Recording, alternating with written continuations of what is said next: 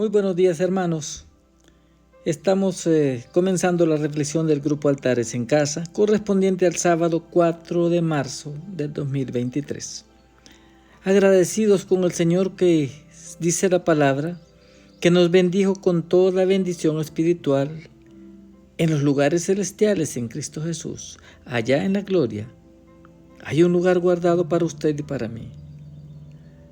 Hoy es un día de acercarnos a Dios, de buscar rendirnos delante de Él en busca de paz y reposo, porque hay un reposo, dice Hebreos, para el pueblo de Dios. Nosotros somos el pueblo de Dios. No somos perfectos, hermanos, pero con toda propiedad podemos decir que somos el pueblo de Dios. Vamos a comenzar leyendo una escritura que está en Mateo 11, donde Jesucristo nos invita al descanso. Dice: en aquel tiempo respondiendo Jesús le dijo: Te alabo, Padre, Señor del cielo y de la tierra, porque escondiste estas cosas de los sabios y de los entendidos, y las revelaste a los niños. Sí, Padre, porque así te agradó. Todas las cosas me fueron entregadas por mi Padre, y nadie lo conoce sino el Hijo, y aquel a quien el Hijo lo quiera revelar. Luego nos dice el Señor: venid a mí todos los que estáis trabajados y cargados, y yo os haré descansar. Llevad mi yugo sobre vosotros y aprended de mí, que soy manso y humilde de corazón, y hallaréis descanso para vuestras almas, porque mi yugo es fácil y ligera mi carga. En esta invitación, hermanos, nos está diciendo el Señor: ahora tenemos que ganarnos el sustento con el sudor de nuestra frente. Después de la caída, el hombre debe trabajar y fatigarse para tener el pan diario. El Señor nos dice: yo conozco tu fatiga, yo conozco tu carga, yo sé cuál es tu cruz. Pero hay una forma de aliviarte y yo la tengo. Y quizás, hermanos, nos parecerá a veces hasta contradictorio. ¿Llevad mi yugo? ¿Acaso hay descanso en llevar un yugo? El Señor dice: y aprended de mí, que soy manso y humilde. El yugo es un peso que llevan un aparejo de dos y van cargándolo. Son dos bueyes usualmente los que cargan. El Señor te dice que Él va contigo y nos invita a descansar en Él, a confiar y caminar con Él, con nuestras cargas. La humildad es algo importantísimo, ser manso y humilde. Cuando yo me convertí a Cristo, la palabra que traspasó mi corazón fue: aprended de mí, que soy manso y humilde de corazón, no de apariencia. Es un cambio interior. La humildad marca al Hijo de Dios, marca al Mesías, desde que nació. Tanto así que desde que Él viene, nace en un pesebre, conocido por su humildad. En su ascendencia hay una prostituta en el linaje de Jesucristo, Rahab la ramera. En Josué 2 usted puede leerlo. Rahab vivía en una ciudad pagana, en Jericó. Y cuando ella oyó hablar del Dios de Israel, renunció a su nacionalidad, creyó en Él y escondió a los espías. Esta mujer halló gracia de Dios. Ella les dijo a los espías hebreos que había gran temor entre los moradores de aquella tierra cuando escuchaban lo que Jehová había hecho con ellos. Esta mujer, Rahab, fue hospitalaria, fue una mujer humilde y fue decidida. Y por haberles ayudado, le dijeron los hebreos que dejara una cuerda en la ventana para que cuando vinieran a tomar la ciudad, la muerte no llegara a su casa ni a sus parientes.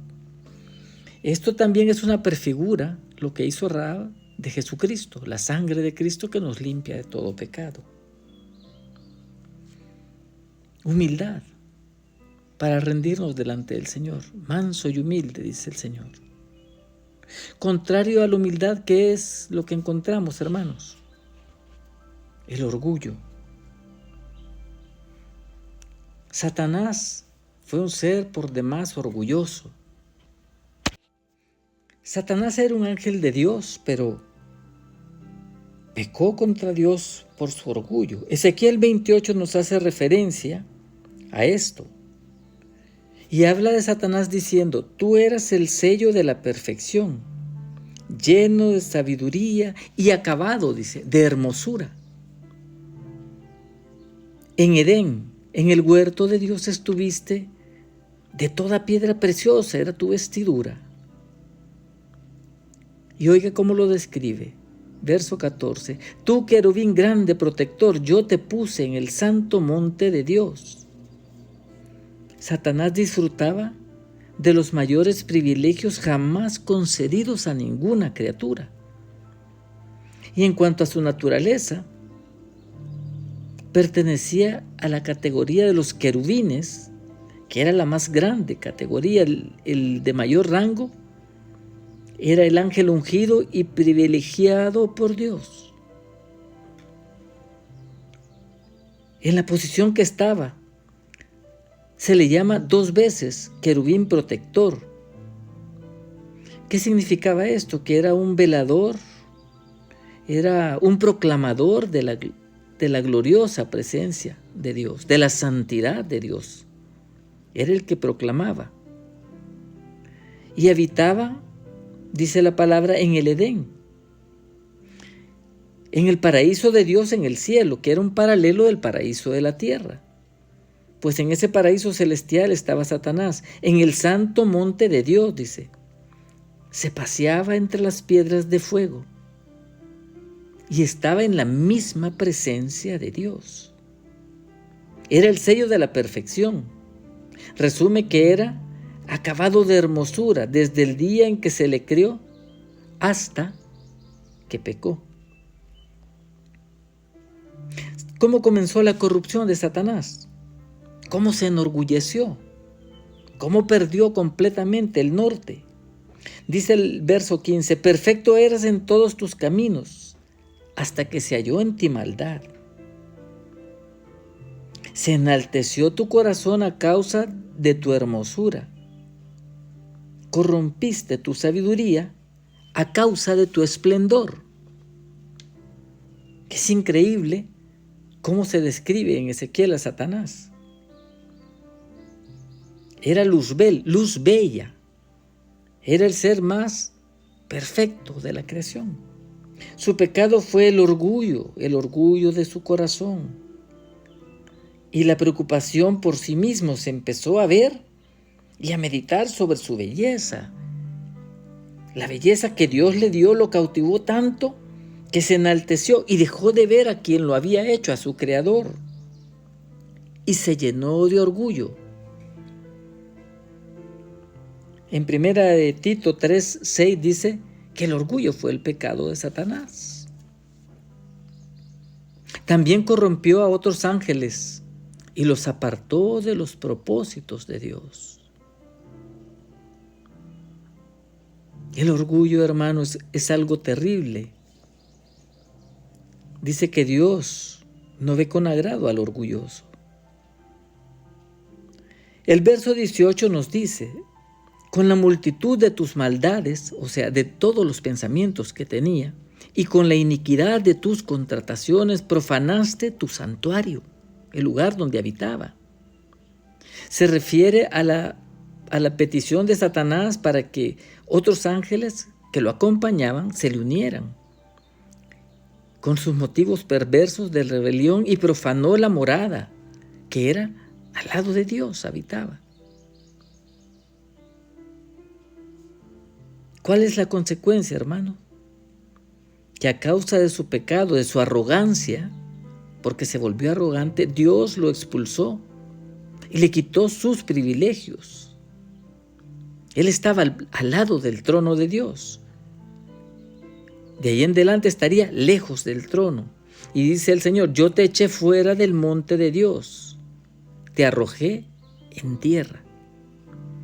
Esto es lo que Ezequiel nos dice de Satanás, el enemigo de Dios, el enemigo nuestro, el león rugiente que quiere devorarnos.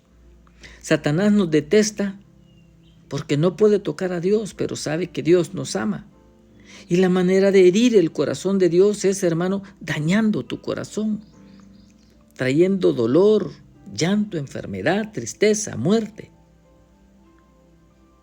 Isaías 14 también habla de Satanás. Y dice el verso 12, ¿cómo caíste del cielo, oh lucero de la mañana? Cortado fuiste por tierra. Y escuche la declaración de Satanás. Tú que decías en tu corazón, subiré al cielo en lo alto, junto a las estrellas de Dios levantaré mi trono. Y en el monte del testimonio me sentaré a los lados del norte. Verso 14, sobre las alturas de las nubes subiré y seré semejante al Altísimo. Mas tú, derribado eres hasta el Seol, a los lados del abismo. Aquí en Isaías describe la soberbia de Satanás, dice, subiré. Él como querubín tenía acceso a la presencia de Dios. Estaba en lo alto, pero él quería ocupar el lugar de Dios, ser igual a Dios. Subiré, decía. Luego, a lo alto, dice, junto a las estrellas. Se refiere a los ángeles. Así lo refiere que en las estrellas se refería a los ángeles, a las estrellas de Dios. Pero él ya era el primero entre todos. Él daba órdenes directamente de Dios. Los ángeles lo escuchaban y era como escuchar la voz de Dios. Pero quería recibir reconocimiento el que solo Dios tenía. No le bastaba tener todo el mando y el poder y la autoridad, sino que quería el poder de Dios. Lo que Satanás decía es, usurparé la soberanía sobre los ángeles. Quería que los ángeles lo adoraran a él como si él fuese Dios. Dice, subiré al monte del testimonio. Eso se refiere en la Biblia siempre que hablan del monte de testimonio, que es donde Jesucristo va a venir y se va a sentar a juzgar. Entonces quería ocupar el lugar del Mesías. Era el centro del gobierno de Dios, el monte del testimonio. Pero él quería ese lugar, el del Mesías, ni más ni menos. Y dice, sobre las alturas de las nubes, subiré a las alturas de las nubes y seré semejante al Altísimo. Eso está asociado con la gloria directa de Dios, porque dice que Dios habita en lo alto. Satanás no tuvo límites en su soberbia, en su desfachatez, y seré semejante al Altísimo. Ese es el punto más descarado, más atrevido y más corrupto. Este es el nombre que se le da a Dios. Cuando Dios creó en Génesis 14, se le llama el Altísimo. Y él dice, seré semejante al Dios creador, estaba diciendo. Él no quería ser diferente de Dios, quería el mismo poder de Dios, la misma autoridad de Dios. O sea, quería lo que solo a Dios le corresponde, la gloria. No podía ser Dios porque Él era un ser creado. No hay otro como Dios. Dios es uno. Padre, Hijo y Espíritu Santo. Es uno solo. Lo que sucedió fue que perdió su santidad. Desde que Él se reveló, perdió la santidad que tenía, porque Dios no comparte su gloria ni su autoridad. La gloria es de Dios siempre. Nosotros somos hechos para su gloria. Como perdió la santidad, ya no podía ni siquiera reflejar a Dios, porque ya no tenía santidad, estaba lleno de corrupción. ¿Qué debemos concluir, hermanos? El orgullo es algo terrible. Ser humilde no es andar en andrajos, ni en chanclas, ni sucio, porque hay gente que anda así y es gente que tiene un orgullo terrible. Orgullo es una cualidad interior, una actitud interior de rendición a Dios y de reconocer quién es Dios. Esta es la peor infamia que Satanás pudo haber hecho. No había precedentes de esta rebelión, porque siendo perfecto y bello, ¿qué necesitaba? Pues no necesitaba nada, pues era la más grande creación de Dios. Perfecto eras, dice. Su inteligencia era perfecta y le permitía ver la grandeza y la bondad de Dios de una manera clara y completa. Ese es el pecado de Satanás, que merece infierno, porque en el nivel que estaba comprendía lo que estaba haciendo a la perfección. Tenía el privilegio de ofrecerle a Dios el mejor de los servicios. Estaba junto al Dios eterno.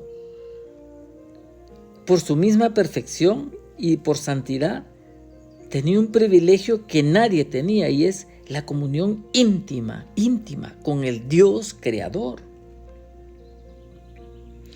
Nosotros tenemos que reflexionar en esto. La humildad delante de Dios enaltece. Dios no puede ser burlado. No se puede fingir algo que no se tiene. La humildad no se puede fingir. Pero cuando alguien se humilla delante de Dios, Dios sabe que está exaltándolo, alabándolo.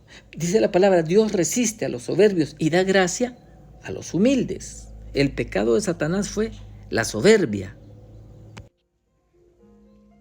Nuestro Señor Jesucristo nos da una cátedra de lo que es la humildad en el Sermón del Monte, en las bienaventuranzas. Dice, bienaventurados los pobres, porque de ellos es el reino de los cielos. Bienaventurados los que lloran, porque ellos serán consolados. Bienaventurados los mansos, porque ellos heredarán la tierra. Bienaventurados los que tienen hambre y sed de justicia, los misericordiosos, los de limpio corazón, los pacificadores. Nos habla de un hombre que tiene la cualidad de ser humilde en el corazón. El salmista David siempre nos da ejemplos de cómo rendirse y ser humilde delante de Dios, cómo reconocer la grandeza de Dios, la perfección solo de Dios. El Salmo 19, verso 7 dice, la ley de Jehová es perfecta, que convierte el alma. El testimonio de Jehová es fiel, que hace sabio al sencillo. Los mandamientos de Jehová son rectos, que alegran el corazón. El precepto de Jehová es puro, que alumbra los ojos. El temor de Jehová es limpio, que permanece para siempre. Los juicios de Jehová son verdad, todos justos. Satanás no podía soportar esto.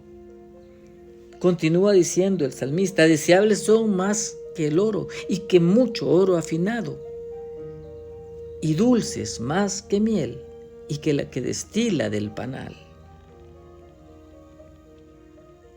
Dice, ¿quién podrá entender sus propios errores? Líbrame de los que me son ocultos. Esto es humildad y rendición. Preserva a tu siervo de las soberbias, que no se enseñoreen de mí. Entonces seré íntegro y estaré limpio de gran rebelión. Termina diciendo, sean gratos los dichos de mi boca y la meditación de mi corazón delante de ti, oh Jehová, roca mía y redentor mío. Hermanos, sería bueno que tomemos nuestras Biblias y leamos Ezequiel 28, Isaías 14, y miremos quién es el enemigo que tenemos por delante, el enemigo de nuestras almas, que nos detesta, que nos quiere ver destruidos, porque eso Es la única manera que puede traspasar el corazón de Dios. Si estamos en guerra, amigos, hermanos, conocidos, piénsenlo. Tenemos que reconocer contra quién estamos peleando. Si vas con arco y flecha, contra cañones y bombas, vas a hacer el ridículo. Contra Satanás es una guerra espiritual que Cristo ganó por nosotros en la cruz. Revistámonos de Cristo, de su humildad, y empecemos a caminar como Cristo. Dice la palabra, el que dice que está en Él debe andar como Él anduvo, haciendo bien a los hombres, humildemente, llevando luz y esperanza a los corazones. Hermanos, tenemos una hermosa reflexión para este fin de semana. Dios está con nosotros. Somos sus hijos y nos compró en la cruz. No caigamos en las mentiras de Satanás. Tiene siglos practicando, hermano. No puedes discutir con él. Aférrate a Cristo, que es Dios por los siglos de los siglos. Amén y amén.